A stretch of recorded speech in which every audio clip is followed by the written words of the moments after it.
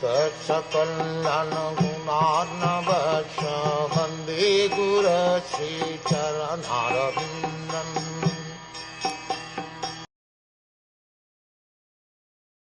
The female relatives, whose eyes were flooded with tears out of anxiety for Krishna, came out of the palace.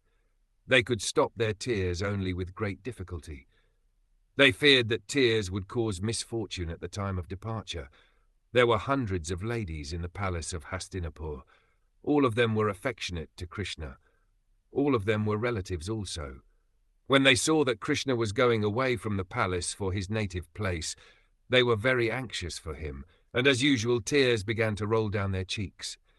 They thought at the same time that tears at that moment might be a cause of misfortune for Krishna. Therefore they wanted to check them.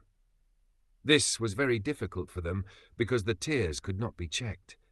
Therefore they smeared their tears in their eyes, and their hearts throbbed.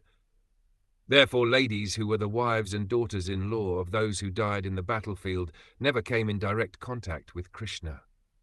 But all of them heard of him and his great activities, and thus they thought of him, talked of him, his name, fame, etc., and became affectionate also, like those who were in direct contact. Therefore, directly or indirectly, anyone who thinks of Krishna, talks of Krishna, or worships Krishna becomes attached to him. Because Krishna is absolute, there is no difference between his name, form, quality, etc. Our intimate relation with Krishna can be confidentially revived by our talking of, hearing of, or remembering him. It is so done due to spiritual potency.